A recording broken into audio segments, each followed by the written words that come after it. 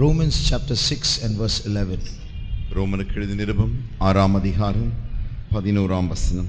அப்படியே நீங்களும் உங்களை பாவத்திற்கு மரித்தவர்களாயும் நம்முடைய கர்த்தராகிய இயேசு கிறிஸ்துவுக்குள் தேவனுக்கென்று பிழைத்திருக்கிறவர்களாகவும் எண்ணிக்கொள்ளுங்கள். Before I start with this verse, I would like to start with a story. இந்த வசனத்தை நான் குறித்து பேசுவதற்கு முன்பாக இங்கே நிறுத்திவிட்டு ஒரு கதையோடு கூட நான் ஆரம்பிக்க விரும்புகிறேன். In that story, there is a man called Thomas Hunter. அந்த கதையிலே தாமஸ் ஹண்டர் என்கிறதான ஒரு நபர் உண்டு. It's a very long story. I'll just make it short. அது மிக பெரிய நீளமான கதை. அதை நான் சுருக்கமாக சொல்ல விரும்புகிறேன். This Thomas Hunter had a strange gift. இந்த தாமஸ் ஹண்டர் அவர்களுக்கு ஒரு நூதனமான ஒரு வரம் தாளந்து இருந்தது. He discovered that one day that when he went to sleep, ஒரு நாள் அவர் தூங்க போகும் பொழுது ஒரு காரியத்தை அவர் கண்டுபிடித்தார். He started dreaming, and when he dreamt, he was actually entering into another world. அவர் அந்த கனவிலே அப்படி கனவு கண்டு கொண்டிருந்த பொழுது அதிலே அவர் ஒரு புதிய உலகத்திற்குள் பிரவேசிக்கிறதாக கண்டு கொண்டிருந்தார். So in that world there were people.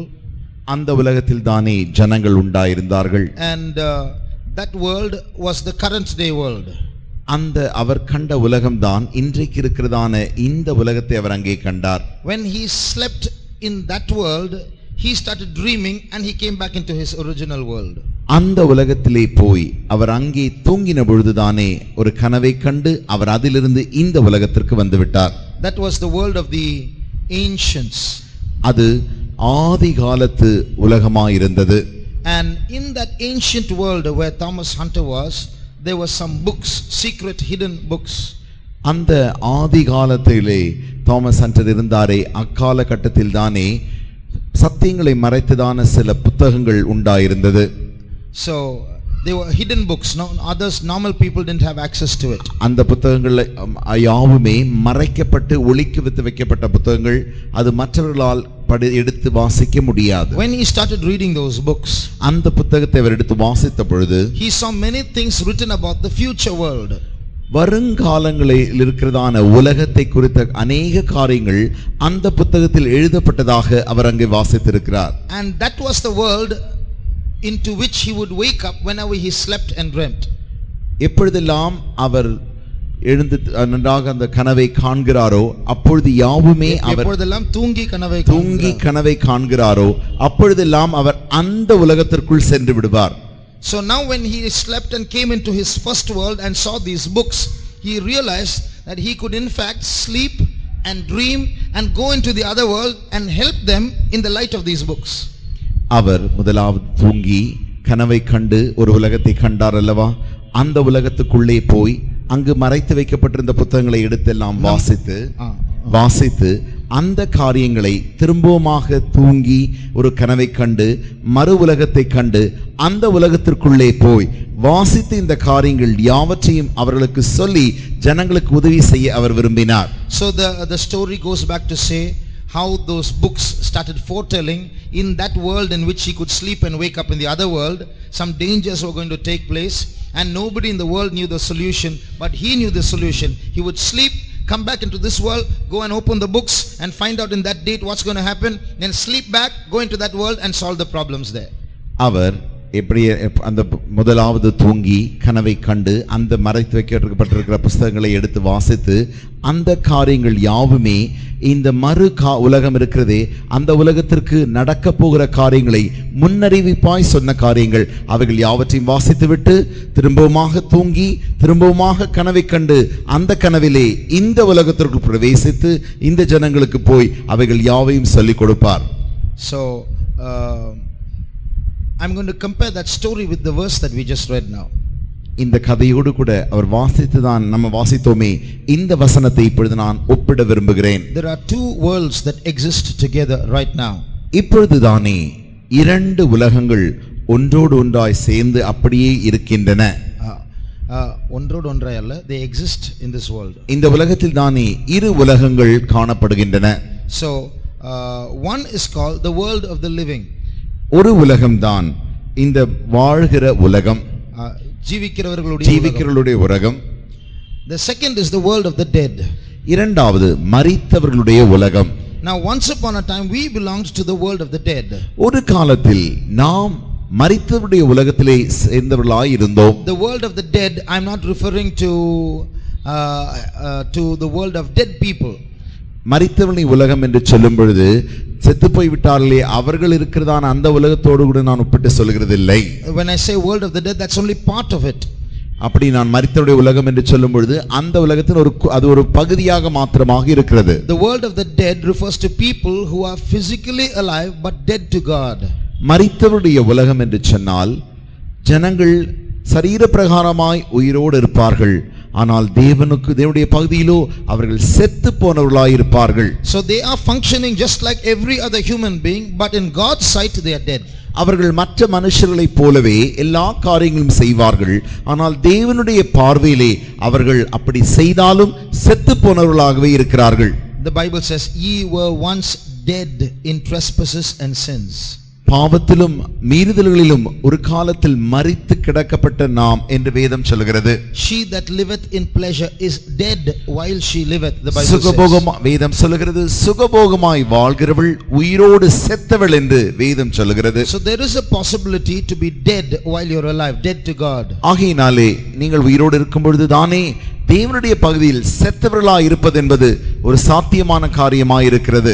Recently I met a pastor from another church. சமீப காலத்தில் வேறொரு சபையில் இருக்கிறதான போதகரை நான் சந்தித்தேன். He was going to a particular church. அவர் ஒரு குறிப்பிட்ட சபைக்கு போய் கொண்டிருந்தார். And he saw in a vision or in a dream some people who are members of that church who are alive, but in the dream they are in hell. அவர் சொப்பனத்திலோ அல்லது கனவிலோ கண்ட காரியம் என்னவென்றால் அவருடைய சபையில் ஒரு கூட்ட ஜனங்கள் அவர் பார்க்கிறார். அந்த ஒரு கூட்ட ஜனங்கள் அந்த கனவில் தானே அவர்கள் நரகத்திலே காணப்படுகிறார்கள். One of them was full of scorpions from head to foot. தலையிலிருந்து பாதம் வரைக்கும் அதிலிருந்தவரில் ஒருவர் தேளை போல அவர் முழுவதுமாக தேள்களால் நிறையப்பட்டவராய் இருந்தார். Another person was full of insects from head to foot. மற்ற ஒருவர் பூச்சியினாலே தலையிலிருந்து பாதம் வரைக்கும் நிரப்பப்பட்டவராய் இருந்தார். But they are all living people alive in this world. அவர்கள் எல்லாருமே உயிரோடு கூட இந்த உலகத்தில் இருக்கிறவர்கள் தான், இந்த உலகத்தில் வாழ்ந்து கொண்டிருக்கிறவர்கள். But in the dream they are in hell, they are like this pathetic condition. கனவில் இந்த சொப்பனத்தில் தானே அவர்கள் இப்பொழுது நரகத்திலே இந்த பயங்கரமான சூழ்நிலையில் பரிதாப சூழ்நிலையில் அவர்கள் இருக்கிறார்கள். So God was pointing to him that they are in the world of the dead though they are alive, because there are some sins troubling their life. அவர்களுடைய வாழ்க்கையிலே சில பாவங்கள் போராடி கொண்டிருக்கிறபடினாலே தேவன் இந்த போதகரை வெளிப்படுத்தி கொடுத்தார். அவர்கள் உயிரோடு கூட இருந்தாலும் அவர்கள் மரித்தவர்களாய் இருக்கிறார்கள் என்று வெளிப்படுத்தி கொடுத்தார். So they are alive but they are part of the world of the dead. அவர்கள் உயிரோடு இருந்தாலும் கூட செத்து போனவர்களுடைய மரித்தவர்களின் உலகத்தில் அங்கத்தினர்களாய் அவர்கள் இருக்கிறார்கள். So what happened is once we were there in that world, நாமும் கூட ஒரு காலத்தில் அந்த உலகத்தில் தானே காணப்பட்டோம். What happened was we died in that world, just like Thomas Hunter sleeps and wakes up in another world. We died to that world and now we are alive in the land of the living. எப்படி Thomas Hunter அவர்கள் தூங்கி அந்த கனவிலே ஒரு உலகத்திற்கு போய் அப்படி வந்தார்களோ அதே வண்ணமாக நாம் ஒரு காலத்தில் செத்து போயிருந்தோம், இப்பொழுது நாம் உயிரோடு எழுந்து இந்த உலகத்திற்கு வந்திருக்கிறோம். அந்த உலகத்தில் மரித்து இந்த உலகத்தில் ஜீவனோடு வந்துவிட்டோம். அந்த உலகத்திலிருந்து மரித்து இந்த உலகத்திற்கு ஜீவனோடு கூட வந்திருக்கிறோம். So that's what this verse says. Now that you have come alive, reckon yourself dead to that world but alive to God in this world. ஆகையினால் தான் இந்த வசனம் சொல்லுகிறது, அப்படியே நீங்களும் உங்களை பாவத்துக்கு மரித்தவர்களாகவும் நம்முடைய கர்த்தராகிய இயேசு கிறிஸ்துவுக்குள் தேவனுக்கென்று பிழைத்திருக்கிறவர்களாகவும் எண்ணிக்கொள்ளுங்கள். So dead to sin in that world and alive to God in this world. அந்த உலகத்திலே பாவத்திற்கு மரித்தவர்களாகவும் இந்த உலகத்திலே தேவனுக்கென்று பிழைத்திருக்கிறவர்களாகவும் எண்ணிக்கொள்ளுங்கள். So now we are in the world of the living. இப்பொழுது நாம் ஜீவிக்கிறவருடைய உலகத்தில் இருக்கிறோம். Now just like Thomas Hunter was given this strange gift, the ability to go into that world and come into this world through sleep. எப்படி Thomas Hunter அவர்களுக்கு ஒரு தூக்கத்தினூடாய் இந்த உலகத்திற்கு செல்லவும் அங்கிருந்து வெளியே வரவும் அந்த உலகத்திற்குள் செல்ல வெளியே வரவும் எப்படி அவருக்கு கிடைத்ததோ, we also have been given we are in this world, but we have been given access to that world, the land where dead people are. That's the outside normal world. அதே வண்ணமாக நாம் இந்த ஜீவிக்குடைய உலகத்தில் இருந்தாலும் கூட மரித்தவருடைய உலகத்திற்கு நாம் செல்லக்கூடிய அளவிற்கு நமக்கு வாய்ப்புகள் உண்டு. So the people who are our colleagues in work and our college mates and classmates and people who don't know Christ, they're all dead to God and in the world of the dead. நம்முடைய சக வேலை செய்கிற நம்மோடு கூட சகமாய் வேலை செய்கிறவர்கள், நம்முடைய பள்ளி அல்லது கல்லூரியிலே உடன் படிக்கிறவர்கள், அவர்கள் யாவருமே அந்த மரித்தவர்களின் உலகத்திலே காணப்படுகிறார்கள். We had VBS in the month of May. நமக்கு மே மாதத்திலே விடுமுறை வேதாகம பள்ளி நடைபெறுகிறது. One small girl who attended the VBS for the first time. ஒரு சிறுமி இந்த விடுமுறை வேதாகம பள்ளிக்கு முதல் முறையாய் வந்து பங்கேற்றாள். So she had flowers in her hair, her fingers had polish on them and she was having jewelry. தலையிலே அவள் நன்றாக பூ வைத்து தன்னுடைய நகத்திற்கெல்லாம் நகை பாலிஷ் போட்டு நன்றாக நகைகளை எல்லாம் அணிந்து அவள் வந்திருந்தாள். She said, brother, I saw a vision. அவள் வந்து சொன்னாள், பிரதர், நான் இப்பொழுது ஒரு சொப்பன தரிசனம் பார்த்தேன். The topic of these 5 days of VBS was heaven and hell. இந்த விடுமுறை வேதாகம பள்ளியின் தலைப்பு என்னவென்றால் பரலோகமும் நரகமும். So she said, I saw myself in a black box. அவள் சொன்னாள், அந்த சொப்பனத்தில் தானே, அந்த தரிசனத்தில் தானே நான் ஒரு கருப்பு பெட்டிக்குள் இருப்பதாக என்னை நான் காண்கிறேன். And I saw worms and insects going over me.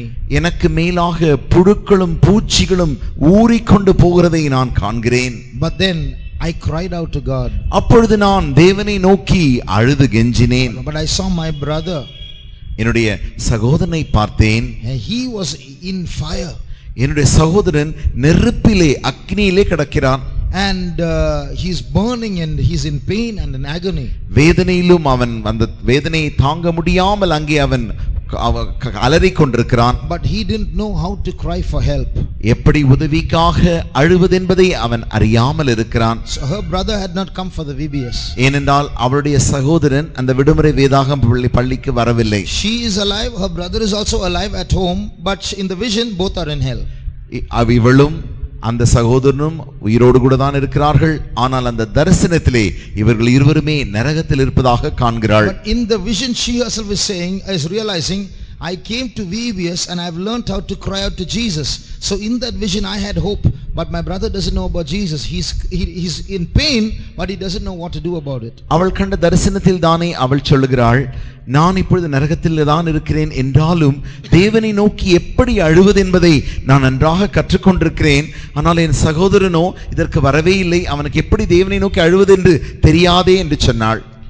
So the people whom you are acquainted with every day in the outside world are all in hell, in the world of the dead. இந்த வெளி உலகத்திலே நீங்கள் பழகிக் கொண்டிருக்கிற யாவருமே அவர்கள் அந்த மரித்தவர்களின் உலகத்திலே காணப்படுகிறார்கள். But now, like Thomas Hunter, you are on this side and you have access to the word of God, where secrets about that world are revealed to you, they themselves don't know. Thomas ஹண்டரை போல நீங்கள் இப்பொழுது இந்த உலகத்திற்கு, ஜீவிக்கிற உலகத்திற்கு வந்திருக்கிறீர்கள். அந்த மரித்தவர்களின் உலகத்திலே அவர்களுக்கு என்னவென்று தெரியாதே அந்த காரியங்கள் யாவுமே உங்களுக்கு ஜீவிக்கிற இந்த உலகத்தில் தானே தேவனுடைய வார்த்தை கொடுக்கப்பட்டிருக்கிறது. For example, you know very well that most of those who are with you are on the road to hell. They don't. உங்களுக்கு எல்லாரும் உதாரணமாக சொன்னப்பனால் உங்கள் எல்லாருக்கும் தெரிந்த காரியம், உங்களோடு கூட வேலை செய்கிற பழகுற அநேகர் யாவருமே அவர்கள் நரகத்திற்கு போய் கொண்டிருக்கிறார்கள் என்று அவர்களுக்கு தெரியாது, ஆனால் உங்களுக்கு தெரியும் அல்லவா? You know that they are all going to the road to hell, and after their death they are going to stand before God to face judgment, and they are accountable to God.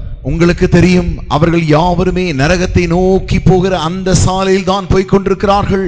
அங்கே போய் அவர்கள் மரித்து தேவனுக்கு முன்பாக நியாய தீர்ப்பை அவர்கள் சந்திக்க வேண்டும் என்று நீங்கள் அறிந்திருக்கிறீர்கள். Like Thomas Hunter, you have access to God's books, where you realize the second coming of Jesus is very close.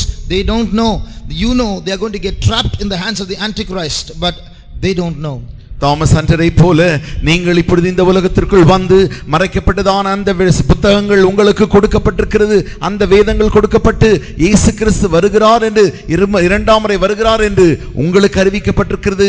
நீங்கள் தெரிந்திருக்கிறீர்கள். ஆனால் அவர்களோ அதை அறியாமல் இருந்து கொண்டிருக்கிறார்கள்.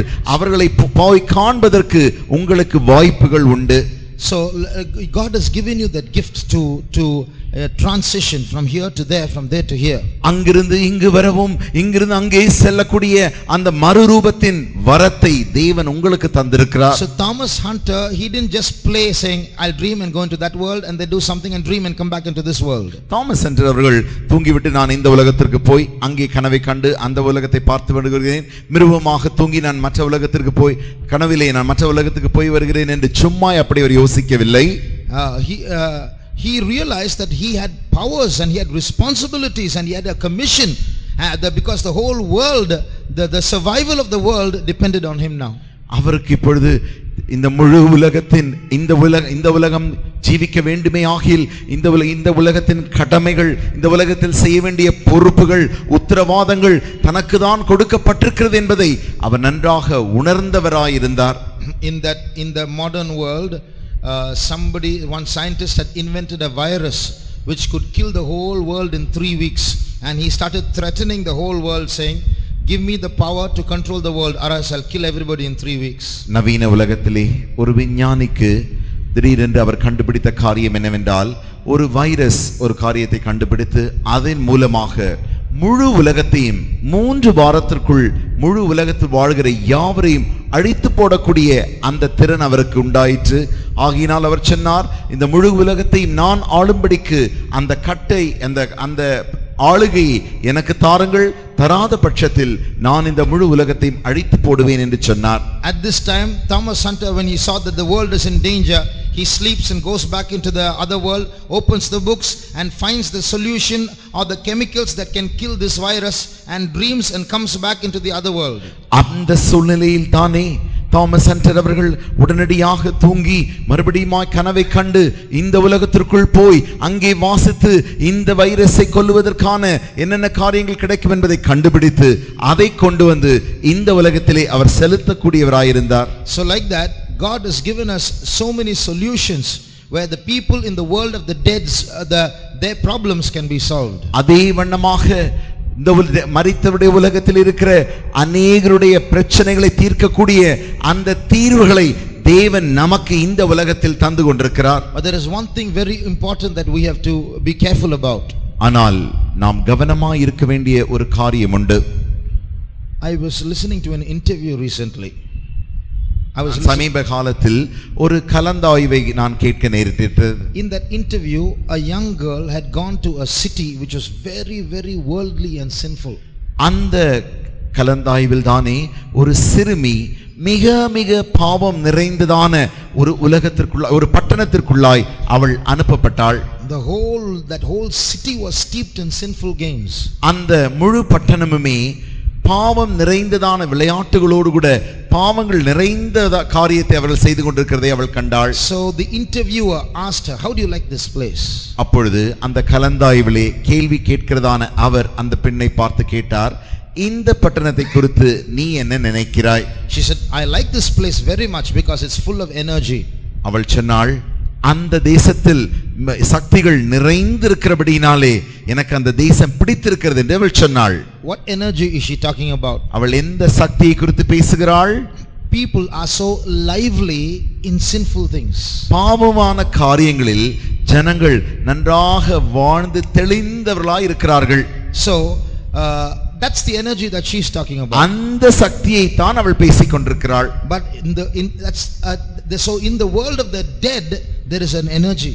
மரித்தவருடைய அந்த உலகத்தில் தானே ஒரு சக்தி காணப்படுகிறது. It's a powerful energy. அது வல்லமை நிறைந்த சக்தியா இருக்கிறது. So when Thomas Hunter goes into that world, in other words, when you go into that world with solutions, remember that energy can go and hurt you also and suck you into it also. Thomas Hunter அவர்களை போல நீங்களும் கூட இந்த உலகத்திற்குள் போகும் பொழுது அந்த சக்தியானது வல்லமை நிறைந்த சக்தியா இருந்தபடினாலே அதை உங்களையும் கூட தாக்கக்கூடியதாக இருக்கும் என்பதை நீங்கள் நினைவில் வைத்துக் கொள்ளுங்கள். So in the world of the dead, they are not just all still people. There is an energy there, a wrong kind of energy.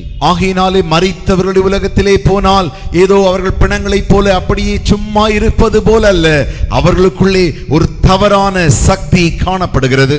So when you, just like Thomas Hunter, you must realize that God has invested powers in you also to go from the world of the living into the world of the dead, so you can save so many who are headed for hell. Thomas Hunter இவர்களைப் போல தேவன் உங்களுக்கும் வல்லமை தந்திருக்கிறார். அதன் மூலமாக இந்த ஜீவிக்குடைய உலகத்திலிருந்து நீங்கள் மரித்தவருடைய உலகத்திலே போய் அநேகரை காப்பாற்றி கொண்டு வரும்படியாக. So to prevent yourself from being sucked into the energies of that wrong world, அந்த தவறான உலகத்திலே மரித்தவருடைய உலகத்தின் அந்த தவறான சக்தியிலிருந்து உங்களை நீங்கள் காத்துக்கொள்ளும்படியாக I just want to give you keep three points in mind. 3 காரியங்களை உடைய மனதில் வைத்துக் கொள்ளும்படி நான் விரும்புகிறேன். See, now after this, just like Thomas Hunter slept and went into the next world, after this VBS is over, you're going to go into that world now. எப்படி Thomas Hunter அவர்கள் தூங்கிவிட்டு அந்த கனவிலே மற்ற உலகத்திற்கு போனார்களோ அதே வண்ணமாக இந்த கூட்டம் முடிந்த பிறகு நீங்களும் கூட அந்த உலகத்திற்குள்ளாய் போக போகிறீர்கள். So when you go into that world, the world of the dead, நீங்கள் அந்த மரித்தவருடைய உலகமாகிய அந்த உலகத்திற்குள் செல்லும் பொழுது keep 3 things in mind. 3 காரியங்களை உடைய மனதில் நீங்கள் வைத்துக் கொள்ளுங்கள். 1, முதலாவது காரியம், see, Thomas Hunter can sleep in this world and wake up in that world, sleep in that world and wake up in this world, but which world does he belong to? பாருங்கள், Thomas Hunter அவர்கள் தூங்கி இந்த உலகத்தில் தானே தூங்கி அந்த உலகத்திலே முழிக்கிறார்கள், அந்த உலகத்தில் தானே தூங்கி இந்த உலகத்தில் முழிக்கிறார்கள். இப்பொழுது எந்த உலகத்திலே தாமஸ் ஹண்டர் அவர்கள் சொந்தமாயிருக்கிறார்கள்? So he woke up in the modern world only to help it. He had a commission there, but he belonged to the world of the ancients. அவர் அந்த நவீன உலகத்திலே விழித்ததின் காரணமே தனக்கு கொடுக்கப்பட்டதான வேலையை நிறைவேற்றும்படியாக மாத்திரமே, மாறாக அவர்கள் எப்பொழுதுமே இந்த உலகத்தில் தான் இருந்தார்கள். So 1, don't forget that you belong to the land of the living. நீங்கள் ஜீவனுள்ளோர் உலகத்துக்கு சேர்ந்தவர்கள் என்பதை ஒரு காலம் மறந்து போக கூடாது. அது முதலாவது காரியம். So when you go back home, ஆகையினாலே நீங்கள் வீட்டிற்கு திரும்பி செல்லும் பொழுது, go back to college, உங்களுடைய கல்லூரிக்கு திரும்பி செல்லும் பொழுது, go back to your hostel, உங்களுடைய விடுதிக்கு நீங்கள் திரும்பி செல்லும் பொழுது, when you go back to work, உங்களுடைய வேலைக்கு நீங்கள் செல்லும் பொழுது, don't forget you belong to this world, the land of the living. இந்த உலகமாகிய ஜீவனுள்ளோர் உலகத்திலே நீங்கள் எப்பொழுதும் அதற்கே சொந்தமானவர்கள் என்பதை ஒரு காலம் மறந்து போக கூடாது. So when you're conscious of that, you'll be very careful about what you do. அந்த காரியம் எப்பொழுதுமே உடைய நினைவில் இருக்குமே ஆகில் நீங்கள் என்ன செய்ய வேண்டும் என்பதிலே கவனமாயிருப்பீர்கள். Secondly, இரண்டாவதாக, don't forget that you are a stranger in that world. இரண்டாவது காரியம், அந்த உலகத்திற்கு, அந்த செத்தவர்களின் உலகத்திற்கு நீங்கள் ஒரு அந்நியர் என்பதை மறந்து போக கூடாது. So although you work in the world, you study in the world, and there are friends all around you who belong to the world, don't forget you don't belong there. அங்கே நீங்கள் போய் அந்த உலகத்திலே வேலை செய்கிறீர்கள், அந்த உலகத்தில் தானே படிக்கிறீர்கள், அந்த உலகத்திலே உங்களுக்கு சிநேகிதர்கள் அநேகர் இருந்தாலும் கூட நீங்கள் மறந்து போகவே கூடாது. நீங்கள் அந்த உலகத்திற்கு சொந்தமானவர்கள் அல்ல, அல்லது அந்த உலகத்திலே நீங்கள் அந்நியராயிருக்கிறீர்கள். When Jesus came into this world, இயேசு இந்த உலகத்திற்கு வந்த பொழுது, he slept in that world and woke up in this world. அவர் அந்த உலகத்தில் தூங்கி இந்த உலகத்திலே விழித்தார். But he said, I am not of this world. ஆனால் அவர் சொன்னார், நான் இந்த உலகத்திற்கு சொந்தமானவன் அல்ல. He also told his disciples, you are not of this world. அதே போல தன்னுடைய சீஷர்களை பார்த்தும் சொன்னார், நீங்களும் இந்த உலகத்தார் அல்ல. So we all should never forget we don't belong to this world. ஆகையினாலே நாம் எப்பொழுதுமே மறந்து போக கூடாத ஒரு காரியம், நாம் யாவரும் இந்த உலகத்தார் அல்ல. Now just imagine Jesus. இயேசுவை நீங்கள் நினைத்து பாருங்கள். Supposing he was here today. உதாரணமாக அவர் இங்கே இன்றைக்கு இருப்பாரே ஆகில், supposing he wore Ray-Ban spectacles and came here. அவர் இங்கே வந்து நல்ல நவீனமான ஒரு கண்ணாடியை மாட்டிக்கொண்டு இங்கே வந்து நின்றிருப்பாரே ஆகில், cooling glasses, அவர் கருப்பு கண்ணாடியை மாட்டி நின்று கொண்டிருப்பாரே ஆகில், and then came with jeans and then tried to address us. இங்கே வந்து அவர் நல்லாக ஜீன்ஸை நவீன உடையை அணிந்து கொண்டு வந்து நம்மோடு கூட பேச வருவாரே ஆகில், what will you say? நீங்கள் என்ன சொல்லுவீர்கள்? You know, in America, there is a man called Jose Louis. He says, I am Jesus. உங்களுக்கு தெரியுமா, அமெரிக்காவிலே ஒருவர் ஹோசே லூயி என்கிற ஒருத்தர் இருந்தார். அவர் சொன்ன இருக்கிறார். அவர் என்ன சொல்லுகிறார் என்றால், நான் தான் இயேசு என்று சொல்லி திரிகிறார். He says, yes, I am Jesus. நான் தான் இயேசு என்று சொல்லி திரிகிறார். He's got hundreds of followers. He's got hundreds of churches. அவருக்கு நூற்றுக்கணக்கானோர் அவரை பின்பற்றுகிறார்கள். அவருக்கென்று நூற்றுக்கணக்கான சபைகளும் உண்டாகிவிட்டது. He wears Ray-Ban spectacles. அவர் அந்த கருப்பு கண்ணாடி அணிந்து செல்வார். He's got a Rolls-Royce car that costs about $1.5 crores of dollars. $1.5 கோடி மதிப்புள்ளதான அந்த ரோல்ஸ் ராய் என்று சொல்லக்கூடிய விலையேற பெற்ற ஒரு கார் அவருக்கு உண்டு. He's got a watch that costs about say 2 lakhs rupees. அவருடைய கையில் இருக்கிறதான அந்த கை கடிகாரமானது 2 லட்சம் ரூபாய் மதிப்புள்ளதாய் இருக்கிறது. He's got a gold chain around his neck. அவருடைய கழுத்திலே நல்ல ஒரு தங்க சங்கிலி அணிவிக்கிறார்.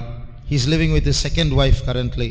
இப்பொழுது தன்னுடைய இரண்டாவது மனைவியோடு கூட தான் அவன் வாழ்ந்து கொண்டிருக்கிறார். And very often he has his meetings in the pub. அநேக முறை அவர் நடத்துகிற கூட்டங்கள் யாவுமே நன்றாக குடித்து செயல்படுகிறதான அந்த பப்பில் தானே வைத்து கூட்டத்தை நடத்துகிறார். You say you're Jesus but you're drinking liquor. நீ சொல்லுகிறாய் உன்னை இயேசு என்று, ஆனால் நீ இப்பொழுது சாராயம் குடிக்கிறாயே. Jesus drank wine. That's his answer. உடனடியாக அவர் சொல்லுகிற பதில் என்னவென்றால், இயேசு திராட்சரசம் குடித்தார். Many people are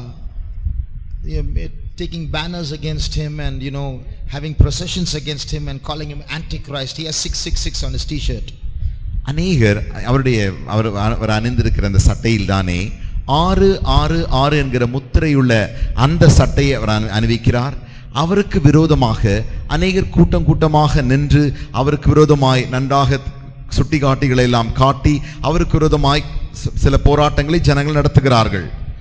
They say he's Satan, he's Antichrist and so on. அவர்கள் சொல்கிறார்கள் இவர் பிசாசு, இவன் தான் அந்திக்கிறிஸ்து என்று சொல்கிறார்கள்.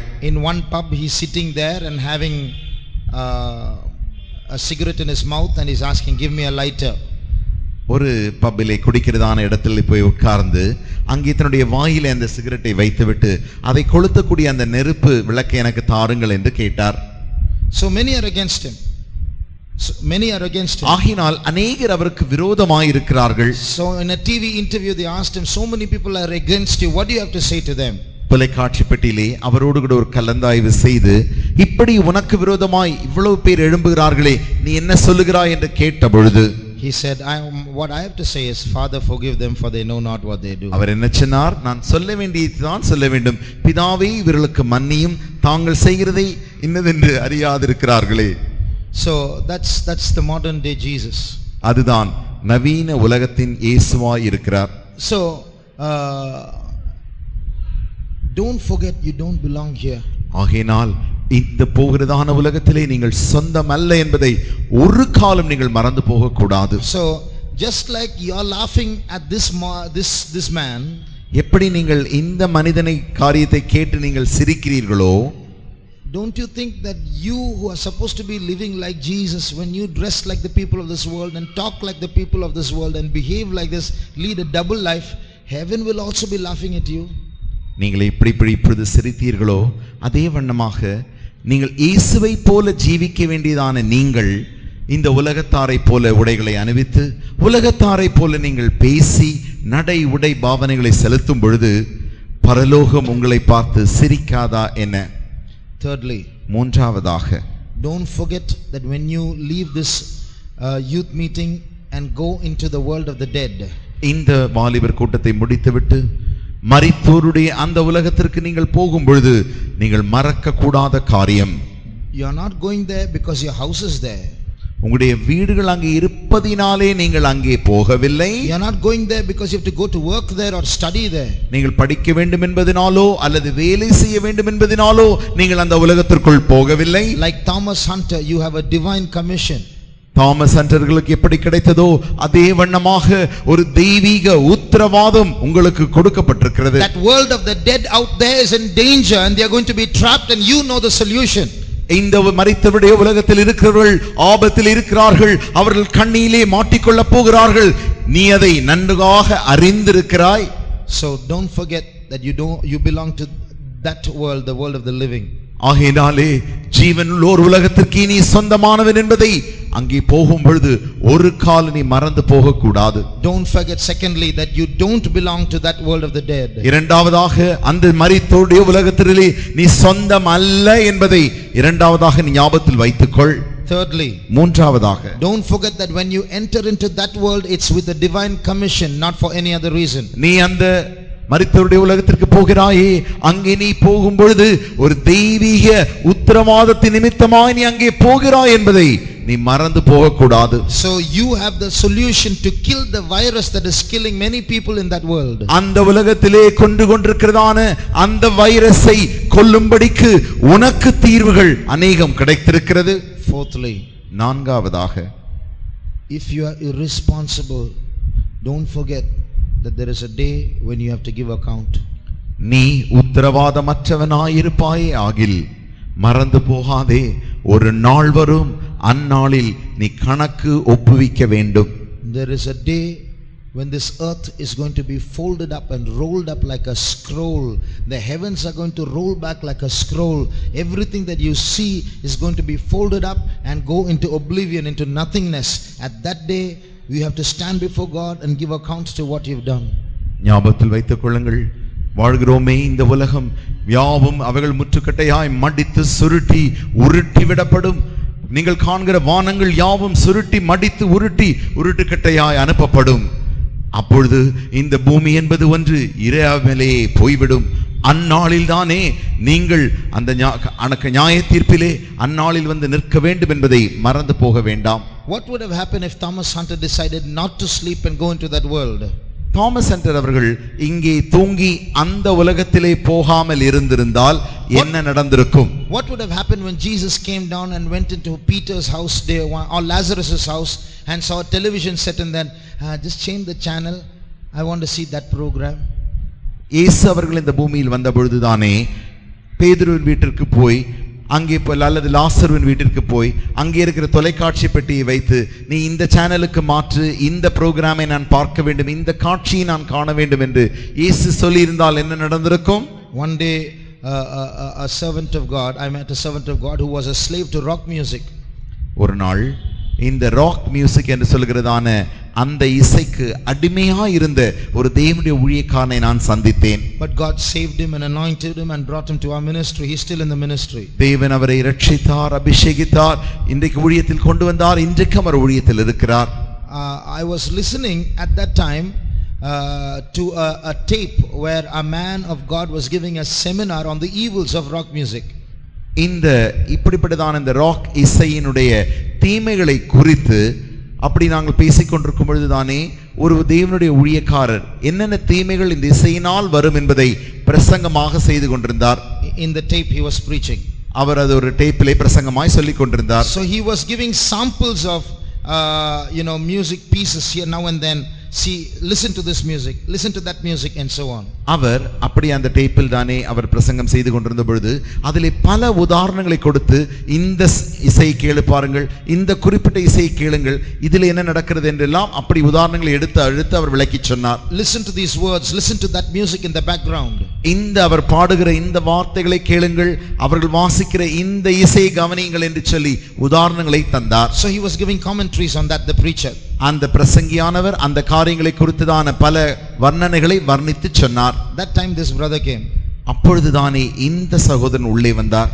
And he said, can you play that again? அப்பொழுது அவர் சொன்னார், மறுபடியுமாக நீங்கள் இதை திரும்பமாக திருப்பி அந்த டேப்பை நீங்கள் போடுங்கள் என்று சொன்னார்.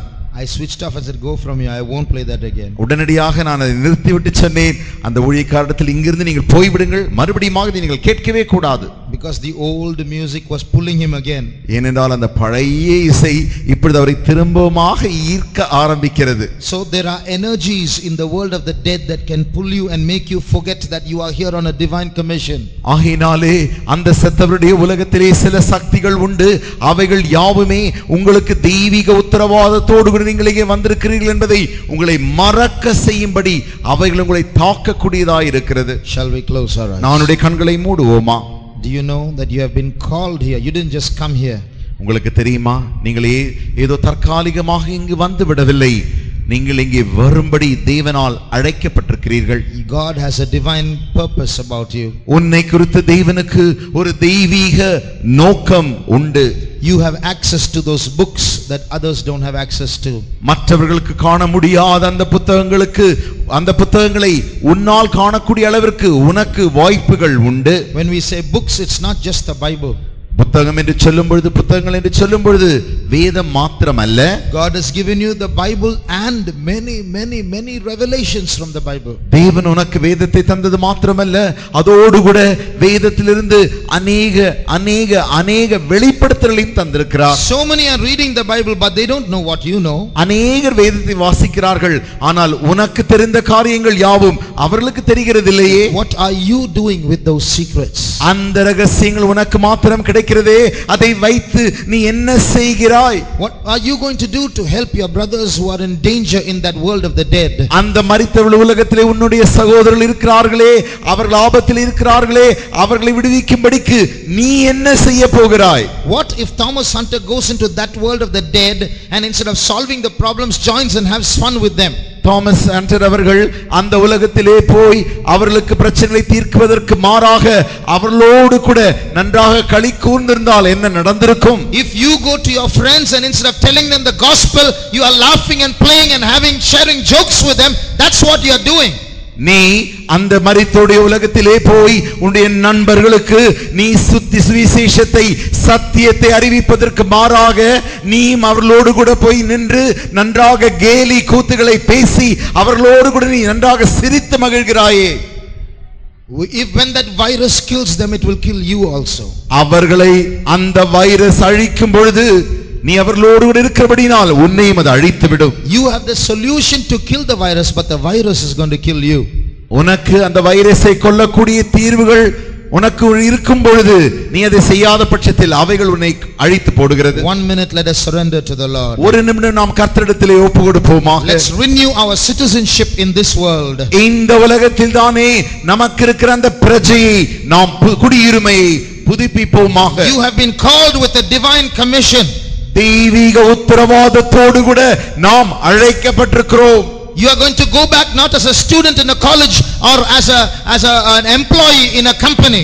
நீங்கள் திரும்பவுமாக ஒரு கல்லூரியிலே அந்த மாணவனாக மாணவியாக அல்ல நீங்கள் போக போகிறது, அல்லது ஒரு கம்பெனியிலே வேலை செய்கிற ஒரு நபராக அல்ல நீங்கள் அங்கே போக போகிறது. You are going into the world as a servant of God. நீங்கள் அந்த உலகத்திலே தேவனுடைய ஊழியராய் செல்கிறீர்கள். You are going into this world with a great responsibility on your shoulder. உன்னுடைய தோளிலே ஒரு பெரிய உத்தரவாதத்தோடு கூட நீ அந்த உலகத்திற்குள் போய் கொண்டிருக்கிறாய். Those who will submit, lift up both your hands. யாரெல்லாம் ஒப்பு கொடுக்கிறீர்களோ உங்களுடைய இரு கரத்தையும் உயர்த்துங்கள்.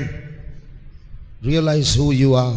யார் என்று நீங்கள் அறிந்து கொள்ளுங்கள். Realize what damage you can cause to the kingdom of God when you become irresponsible.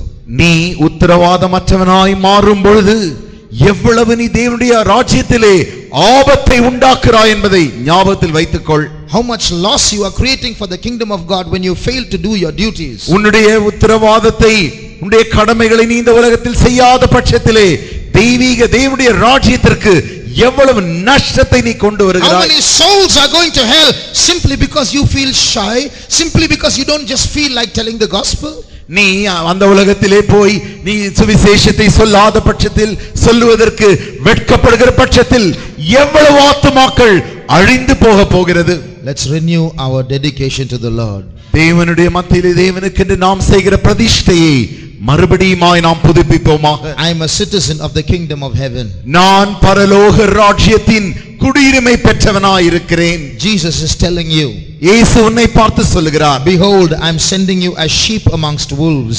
இதோ நான் உன்னை நரிகளின் ஓநாய்களின் மத்தியிலே ஆட்டை போல அனுப்புகிறேன். Be therefore wise as serpents and harmless as doves. ஆகையினாலே நீ புறாவை போல கபடற்றவர்களாகவும் பாம்பை போல வினாவுள்ளவர்களாகவும் இருக்க வேண்டும். Preach the gospel to every creature. எல்லா சிருஷ்டிக்கும் நீ சுவிசேஷத்தை பிரசங்கிப்பாயாக. Preach the word, be instant in season and out of season. நீ இந்த தேவனுடைய வார்த்தையை எப்பொழுது காலம் கிடைத்தாலும் கிடைக்காவிட்டாலும் எப்பொழுது நீ பிரசங்கம் செய்து கொண்டே இருக்க வேண்டும். Go ye and disciple all nations. நீ ஜாதிகள் யாவரையும் நீ போய் சீஷராக்கு. Lift up both your hands. இரு கரங்களை உயர்த்துவாயாக. May the Lord take away our laziness. நம்முடைய அந்த சோம்பலை தேவன் எடுத்து போடட்டும். May the Lord kill our shyness. நம்முடைய வெட்கத்தை தேவன் கொன்று போடட்டும். May the Lord put to death our fear. நம்முடைய பயத்தை தேவன் சாகடிக்கட்டும். I am a servant of Jesus. நான் இயேசுவின் ஊழியன். I am a servant of Jesus. நான் இயேசுவின் ஊழியன். And I am going to go into the world and tell others about Jesus. நான் அந்த உலகத்திற்கு போய் மற்றவர்களுக்கு இயேசுவை குறித்து சொல்லப் போகிறேன். 2 minutes, let's give room to the Spirit of God. 2 நிமிடம் நாம் கர்த்தருடைய ஆவியானவருக்கு இடம் கொடுப்போம். God wants to give us an anointing to take away that shyness. தேவன் நமக்கு ஒரு அபிஷேகத்தை தந்து அந்த வெட்கத்தை தூக்கி எறிய விரும்புகிறார். God wants to give an anointing that takes away that fear. தேவன் நமக்கு ஒரு அபிஷேகத்தை தந்து அதன் மூலமாய் பயத்தை தூக்கி எறிய விரும்புகிறார். God wants to give us an understanding about our divine call. தெய்வீக அழைப்பை குறித்ததான சரியான ஒரு புரிதலை அறிவை தேவன் நமக்கு தர விரும்புகிறார். 2 minutes, let the Spirit of God control you. 2 நிமிடம் ஆவியானவர் தாமே தன்னுடைய கட்டுக்குள் உன்னை கொண்டு வரட்டும். Let him touch your body. அவர் உன்னுடைய சரீரத்தை Let தொடட்டும். him touch your emotions. அவருடைய எரிச்சல்களை தொடட்டும். Let him touch your mind. அவருடைய மனதை தொடட்டும்.